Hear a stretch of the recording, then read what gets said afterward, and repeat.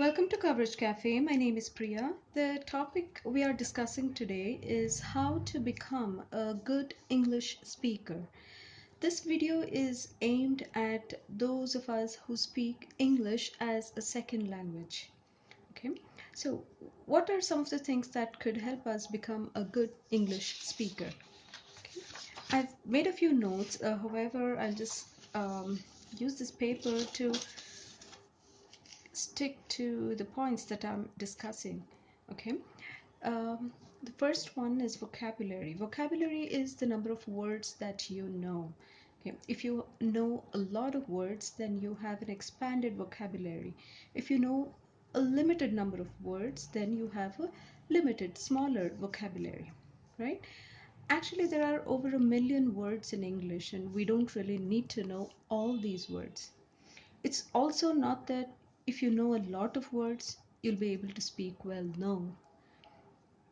If you know the commonly used words, there are about 3,000 words that are commonly used, and research shows that these are the words that are used in 90% of the conversations.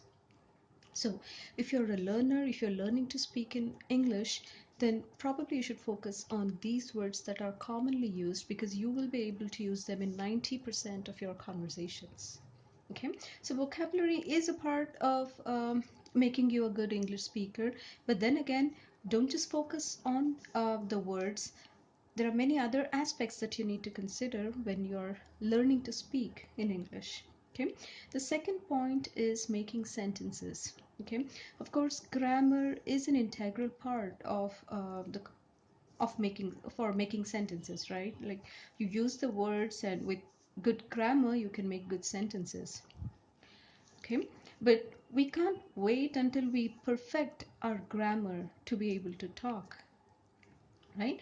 We learn grammar as we speak. So the first step is to make simple sentences, is to make short sentences, so we can be understood easily. Okay, so stick with simple sentences. Don't complicate your thoughts, don't complicate your sentences. Then the number of mistakes you make in your sentences will also reduce. Okay, pronunciation. Pronunciation is how you produce the sound with respect to a word, right? Now, for example, this word repeat, right? It's not repeat, right? It's not repeat, it's repeat. The stress is on peat. It's repeat, right? Sometimes our pronunciations are different, because our pronunciations are influenced by our native language, our mother tongue.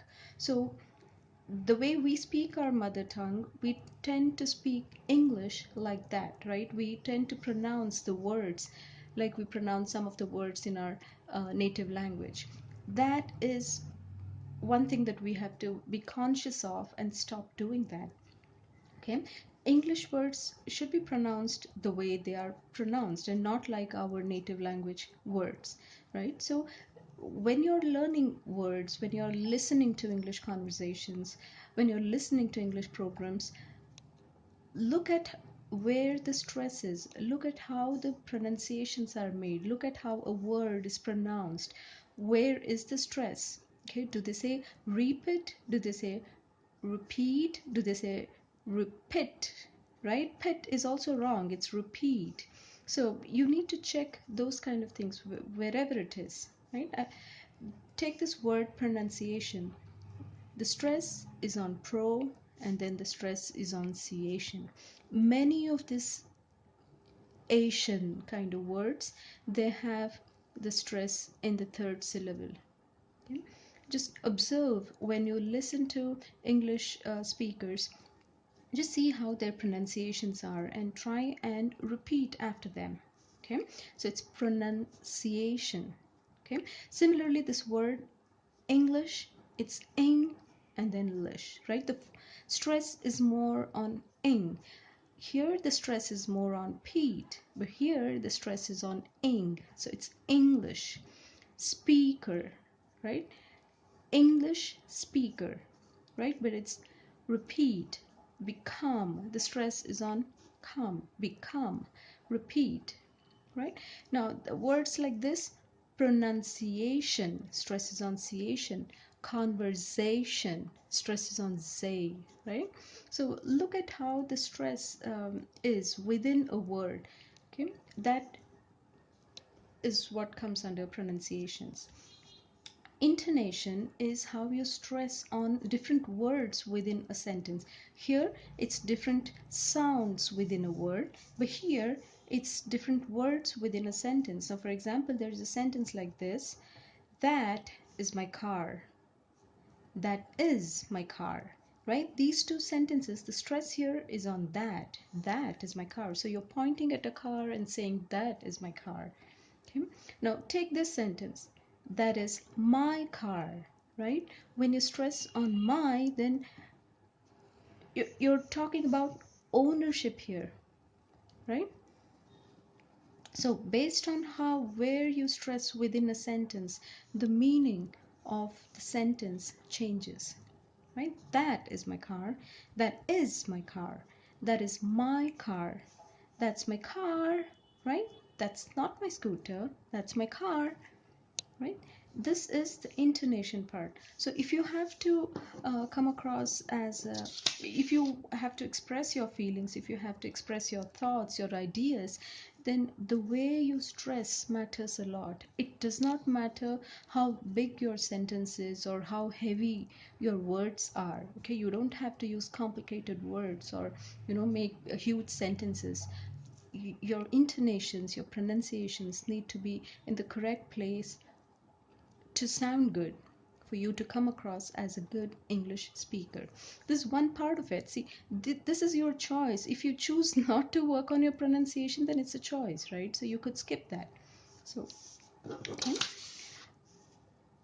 The next one is paragraph making. In paragraph making, what do you do? Now, for example, I have this topic and I'm talking about that topic for the last few minutes, right?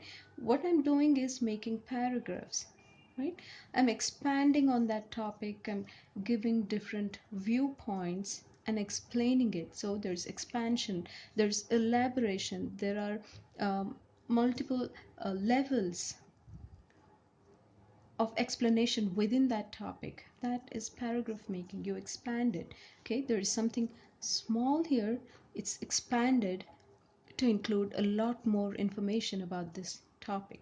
Okay, now paragraph making will have a beginning and an ending. Okay, and you need to think clearly to be able to structure your content. So that's the idea with paragraph making. Summarizing. Now in summarizing, let's say you go on a week-long trip. The trip was for 1 week. Okay, when you come back home and you're talking to your relatives or friends or to your family members, you don't take a whole week to tell about the trip, right? You don't need a whole week to tell about the trip. You can summarize it in 10 minutes, or you want to go into the details, you can take up to half an hour or 1 hour, right? But you don't need a whole week. That's the thing about summarizing. You pick the important points, arrange them, structure them, and present it. That's summarizing, right? You attend a half an hour meeting at your office. One of your colleagues missed that meeting and he asks you for the summary. So you just pick and choose the important points from the meeting and tell him what happened, right? That is summarizing. And the pace at which you speak, right? This is very important for an English speaker, the pace at which you speak.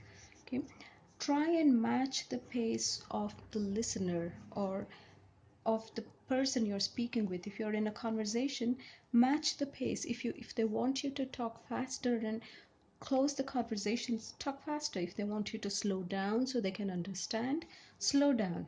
Okay, overall it's good to keep a moderate pace so everybody can understand you. Okay,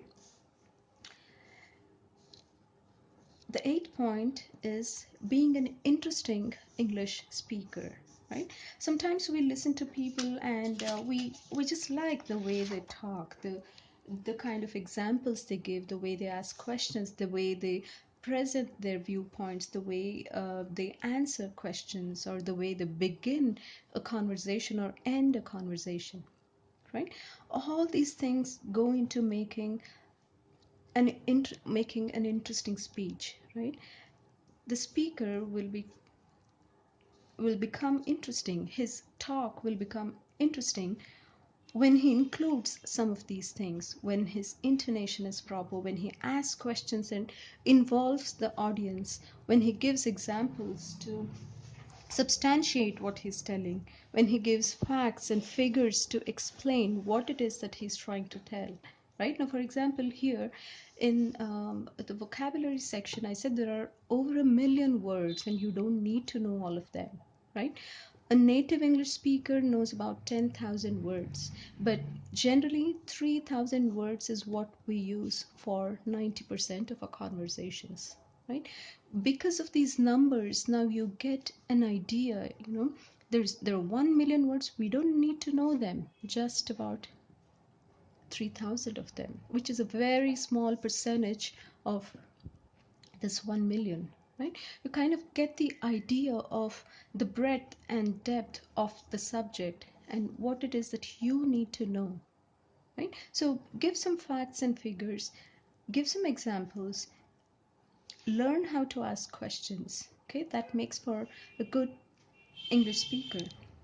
Storytelling is all about being able to express your feelings, being able to connect the dots, to have a beginning and an ending and a good flow throughout your story.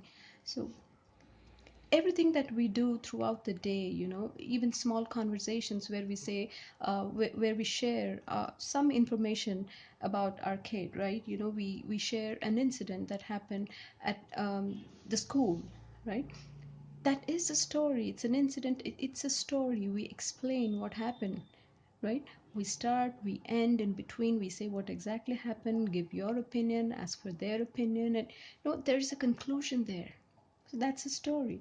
You can make it interesting, right? And the last point is refinement in your talk. Refinement is about the audience, right? Who are you speaking with? Who are you speaking with? Are you speaking with your kid? Are you talking to your mother? Are you talking to your colleagues? Are you interacting with a stranger?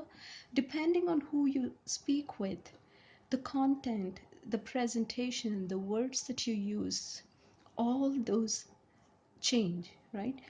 You change them accordingly based on your audience. How long do you talk? How much information do you give? What kind of words you use? All these things change. Okay? This is the refinement aspect.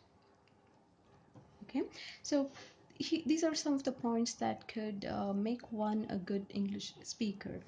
Thank you so much for listening. Thank you for watching and have a wonderful day. Bye bye.